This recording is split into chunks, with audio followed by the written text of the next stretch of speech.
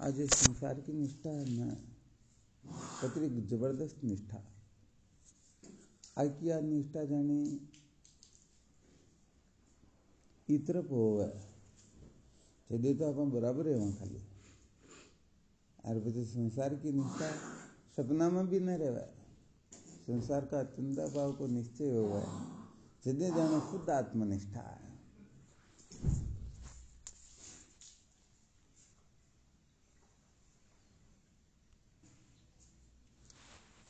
बिना आत्मनिष्ठा के जगिया, जैसे जब तक सूर्य उदय नहीं होता है तब तक रात्रि का निराकरण नहीं होता है, और सूर्य उदय हो गया तो रात्रि का पता चलता ही। तो जब तक आत्मनिष्ठा जागृत नहीं होती है तब तक अनात्म पदार्थों से न तो वैराग्य होता है, न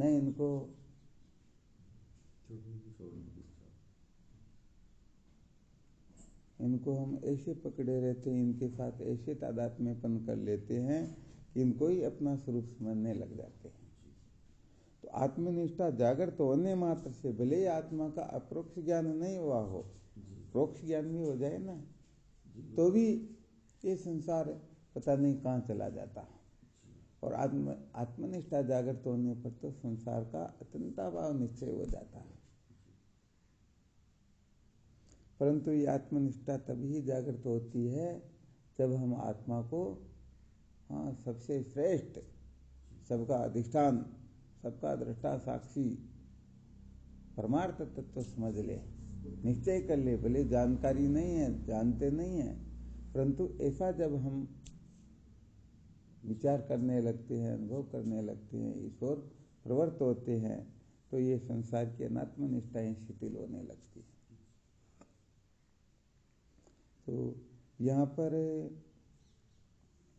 आत्मा का जो प्रोक्ष ज्ञान होता है ना, प्रोक्ष ज्ञान का मतलब क्या? एक ऐसा परमार्थ तत्व जिसको जान ले तो फिर कुछ जानना शेष रहता ही नहीं। जो अस्थि भांति प्रिय रूप है, जो सच्चित आनंद रूप है, जो उत्पत्ति विनाश से रहित है। अस्थि भांति प्रिय को कहीं अर्थ गुरु? अस्थि कहते हैं को, भांति कहते वासने को, प्रिय कहते आनंद को। यही सच्चित आनंद का अर्थ होता है। तो होता क्या है कि जीव मात्र की प्रवृत्ति सतचित आनंद की ओर ही होती है। जो वस्तु सत हो, चित्त हो, आनंद हो, बस उसी ओर वह प्रवृत्त होता है। बस गड़बड़ ये हो जाती है, उसके असली स्वरूप को न समझ करके उसे सतचित आनंद रूप समझ लेता है, तो बस उस ओर प्रवृत्त हो जाता है। कुछ समय तक उसे वह समझता है, और जब पता लगता है कि ये वस्तु सतचित आनंद रूप नहीं, तो फिर वह दूसरी ओर लग जाता है। इन्हें तरफ कर थोड़ा आगे के सक जाओ।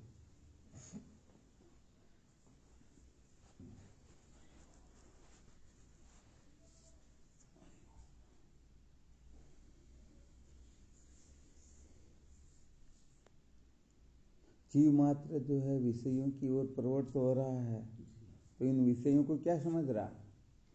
ऐसा समझ करके तो प्रवृत्त हो रहा है कि इसे मुझे सुख मिलेगा, आनंदित हो जाऊंगा, परंतु ये इसकी असलियत को नहीं जानता है। केवल ऊपर के आवरण को देख करके कल्पना कर लेता है कि अरे भाई मिठाई बहुत अच्छी है, परंतु भीतर गोबर भरा हुआ, ऊपर केवल चांदी का वर्क लगा हुआ। बस इसीलिए विचार की आवश्यकता होती है। आप क्या कर रहे हो? नहीं, वो तो आई बात है कि भाई वो सब अपन विषय की ओर दौड़ रही है, सभी दौड़ रही है, जाग रही है, तो है को नहीं मतलब संसार सभी। बात यह है कि अस्थि भांति प्रिय नाम और रूप, ये 5 अंश जो होते हैं ना, इनमें से हम केवल नाम रूप का बाध नहीं कर पाते हैं। अस्थि भांति प्रिय का तो कभी भाव होता ही नहीं। हमारी दृष्टि असलियत तक नहीं जाती है, हमारी दृष्टि केवल ऊपरी आवरण को देख कर ऊपरी आवरण जाती है। बिल्कुल ठीक है ना। तो हम इनको क्या समझ लेते हैं? अस्थि भांति प्रिय समझ लेते हैं, एक प्रकार से सतचित आनंद रूपी समझ लेते हैं जबकि वास्तव में वह होता नहीं है। व्यवहार में भी देखा जाए तो बदलाव आता रहता है। भाई जिनके पास में जो वस्तु नहीं होती हम समझ लेते हैं, कोई कंगाल है और हम उसे करोड़पति समझ ले, और फिर उनके पीछे कितने भी क्यों न भटको, अपना काम थोड़े हो सकता। तो बस बात यही है कि अनात्मा को अनात्मा जानना, आत्मा को आत्मा जानना, ये विचार की पद्धति हुई। जब अनात्मा को अनात्मा जानेंगे तो अनात्मा से छूटने की इच्छा होगी, आत्मा को आत्मा जानेंगे तो आत्म तत्व के साक्षात्कार की जिज्ञासा जागृत हो जाएगी।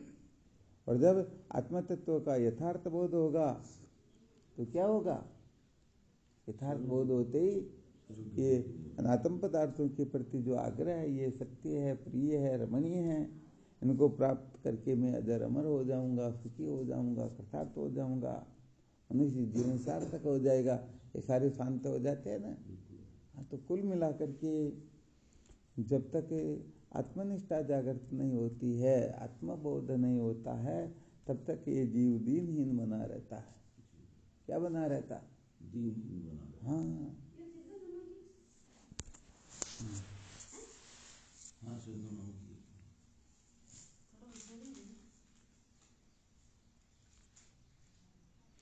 तो यहाँ पर आत्मनिष्ठा कैसे जागृत हो, किस प्रकार की हो? जैसे 1000 लोग सो रहे, उसके बीच में हम भी सो, तो क्या सुना रहे थे? 1000 व्यक्तियों के बीच में हम सोए हुए हैं, और कोई आवाज लगा दे, रामदेव जी, रामदेव जी, पुसालाल जी, पुसालाल जी, कोई कह दे रामपुरी जी महाराज, तो उसी समय 999 हिलेंगे या अपन हिल जाएंगे? अब देखो अपनी नाम में कितनी निष्ठा, जो आने जाने वाला, जो हर जन्म में बदल जाता है, इस नाम में इतनी अहमता ममता की चलते तो भी क्या बात है, मेरे जैसा कोई है ही नहीं। अपने नाम को कोई उल्टा फुल्टा बोल के दिखाए तो उसी समय मरने मारने पर उतारो हो जाते हैं, और इस नाम के लिए लाखों करोड़ों खर्च करना हो तो कर देते हैं, पता नहीं क्या क्या कर लेते हैं। तो ऐसी निष्ठा देह के प्रति जो देह के प्रति जो एक प्रकार से निष्ठा होती है ना, ये क्या है, कितनी खतरनाक है। इस प्रकार की निष्ठा जब विचार चंद्रोदय में बताया गया ना, देह विषय अहमपने के ज्ञान की न्यायी, देह में जैसी अहमता ममता होती है वैसी निष्ठा जब आत्मतत्व में हो जाए तो समझ लेना चाहिए जैसे वृक्ष से कोई हाथ को अलग कर दे, फिर वो चाहे कि मैं नीचे नहीं गिरना चाहूँ, मैं नीचे नहीं बल्कि ऊपर ही रहूँ, तो हो सकता है क्या? नहीं चाहते हुए भी पर नीचे गिर जाता है। ऐसे ही जब आत्मनिष्ठा जागृत हो जाती है तो आत्मनिष्ठा जागृत होने के पश्चात बंधन नाम की कोई चीज रहती ही नहीं। परंतु आत्मनिष्ठा तभी जागृत होती है जब हम 3 शरीर को, 3 अवस्थाओं को, 5 कोष को कचरा समझ ले, मिथ्या समझ ले, मैं मेरे पन्ने का ये तादात्म्यपन जो हो रहा है, ये जड़ चेतन की ग्रंथि ये खुल जाए, तो हम क्या है कि सबसे अधिक इस कचरे में ही उलझे रहते हैं। मैं देह हूँ, इंद्रिया हूँ, प्राण हूँ, मन हूँ, बुद्धि हूँ, मैं काला गोरा लंबा हो चाहे बांका टेढ़ा हूँ, मैं किसी का बाप हूँ, बेटा हूँ, भाई हूँ, पति हूँ, मैं नाम रूप कुल गोत्र वर्ण आश्रम वाला हूँ। ये क्या? यही तो भ्रम है, यही तो बंधन है। इसमें अटका हुआ जीव ही तो सत्य का साक्षात्कार नहीं कर पाता। इसलिए सबसे पहले बताया ना, पहली मान बढ़ाई छोड़ो, फिर दुनिया से मुकड़ा मोड़ो, लिख ले वो नीत अनीत बताऊँ थाने राम मिलन की रीत। भाई भगवान मिलनो हो तो भगवान मिलवा की रीत यह है। सत्य बात बताए तो परमात्मा से मिलने के लिए परमात्मा का होना होता है। व्यवहार दृष्टि में भी अब आपण समाज का आवे तो आप को मिला बात करा बिठावा, और दूजा तो फिर हमारे कोई काम ही नहीं। बच्चों का संबंध करना उसमें तो यही करते ना, बाकी के टाइम में तो कोई काम होता है तो चलती रहेगी। कोई संबंध करना बैठे हो, कोई कहे आप पूछते ही अरे भाई नहीं अपने नहीं हो सकता, तुम तुम्हारा काम करो। ठीक है ना। तो बस वैसी स्थिति यहाँ घटित हो जाए।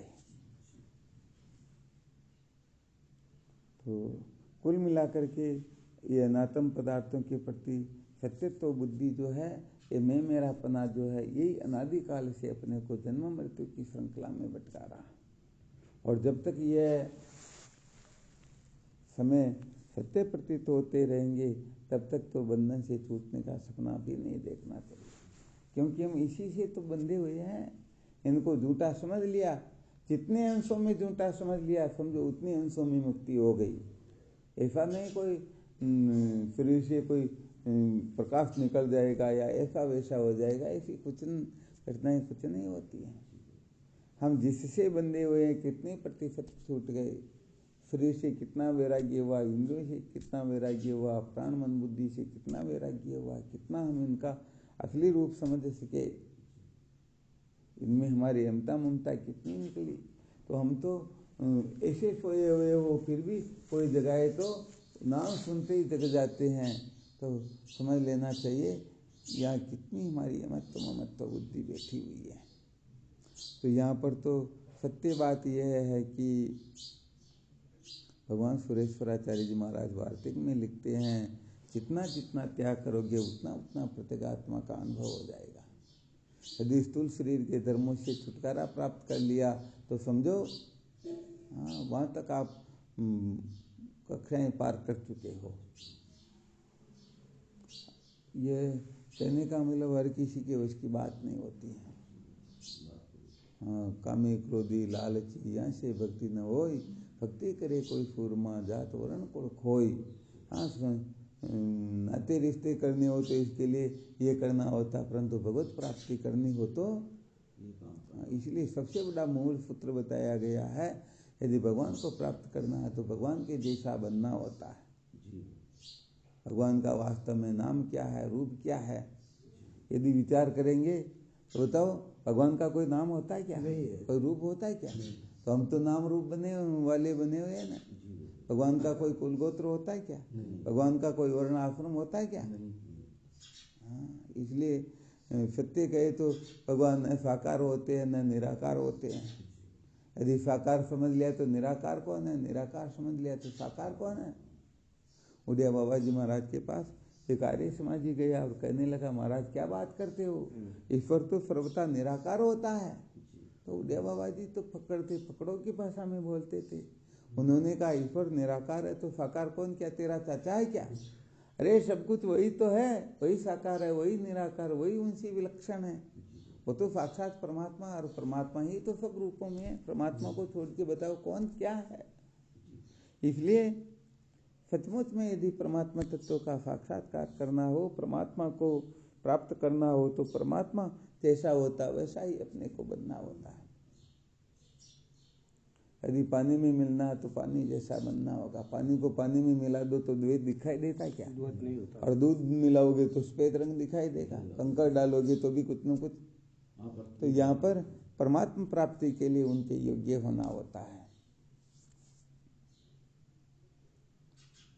मूल बात यहाँ पर यह होती है कि हम संसार को प्राप्त करें, ऐसे तो योग्य बने हुए हैं। संसार के लोग जैसे राजी होते वैसे तो हम बने हुए हैं, परंतु गति तो आई हुई। हाँ बिल्कुल आई हुई, 100% आई हुई है यहाँ पर, वो गति तो है। तो यहाँ पर केवल और केवल मात्र हम जिनको पाना चाहते हैं। अरे भाई आपसे कुछ किसी को लेन देन करना हो, पैसे की आवश्यकता हो, आकर के आदर पूर्वक सम्मान पूर्वक प्रस्तुत होंगे तभी तो उनका काम होगा। आते ही दादागिरी लगाए, एक दो थप्पड़ रख दे, कह दे इतने पैसे दे वरना तेरा मर्डर कर दूंगा, ऐसा वैसा कर दूंगा, तो पैसे मिलेंगे क्या? काम होने वाला क्या? तो काम के हिसाब से होता है। इसलिए अपने को संसार के योग्य नहीं, संसार के योग्य तो हम कभी के बने हुए हैं। परमात्मा को हम प्राप्त कर सके, परमात्मा हमारे ऊपर कृपा करे, परमात्मा हमारे हृदय में प्रकट हो, परमात्मा तत्व का साक्षात्कार हो, इसके लिए अपने को क्या तैयारी करनी होती है, कैसा बनना होता, कैसा बिगड़ना होता, ये सारा का सारा विज्ञान अपने हृदय अपनी बुद्धि में ठीक प्रकाश से जगमगाना चाहिए, तभी कहने का मतलब काम होगा। वरना तो हम संसारी होकर के तो संसार को प्राप्त कर सकते हैं, जिज्ञासु होकर के ब्रह्म तत्व का साक्षात्कार कर सकते हैं। और जो जिज्ञासु होता है वह न स्त्री होता है, न पुरुष होता है, न बालक होता है, न बूढ़ा होता है, न काला होता है, न गोरा होता है, न ब्राह्मण होता है, न शूद्र होता है, न श्रेष्ठ होता है, न निकृष्ट होता है। जिज्ञासु होता है। उसे तो केवल परमार्थ तत्व को जानने के सिवाय और कुछ सूझता ही नहीं। उसे तो ये भी पता नहीं कि मैं कौन हूँ, मेरा नाम क्या, मेरा बाप कौन, मैं किसका बाप हूँ। और इसमें लगा रहेगा तो फिर उसे वही कचरे में पड़ना होगा ना। इसलिए जिज्ञासु केवल सत्य को जानना चाहता है। वह अच्छी तरह से जान जाता है कि ये देह इंद्रियां प्राण मन बुद्धि संसार के नाते रिश्ते, ये नाम रूपात्मक प्रपंच ये सत्य है ही नहीं, ये तो कचरा है।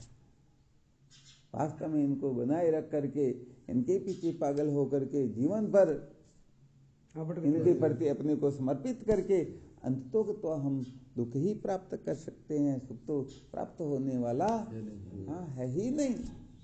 तो ये बात जब समझ में आती ना, तब सचमुच में जीवन सार्थक होता है, तब कुछ बात और होती है। इसलिए केवल और केवल मात्र आत्मनिष्ठा बस यही जीवन का सार है। और आत्मनिष्ठा जागृत हो, इसके लिए जो आत्मनिष्ठ महापुरुष है बस उनका संग करो और अपने को इस कचरे से ऊपर उठाने की चेष्टा करते रहो। 3 शरीर से, 3 अवस्थाओं से, पंचकोश से वैराग्य होने लगे, इनसे ऊपर उठने लगे, इनमें अमत्व ममत्व बुद्धि न रहे, सत्यत्व बुद्धि न रहे। समझ लेना चाहिए हम सचमुच में जिज्ञासु की कक्षा उत्तीर्ण होने लग गए। और यहाँ पर मरने मारने जैसी स्थिति बनती रहती तो समझो अभी तक हम कीचड़ में पड़े हुए, कचरे में पड़े हुए, अभी तक हम ब्रह्म विचार करने के लायक नहीं है। ब्रह्म विचार करने के लायक कौन हो सकता? जो सचमुच में जिज्ञासु होता। जिज्ञासु ही ब्रह्म विचार कर सकता, और जिज्ञासु का किया हुआ ब्रह्म विचार ही सार्थक होता, वही उसे धन्य बनाता है। अब बाकी तो ये सब ठीक है।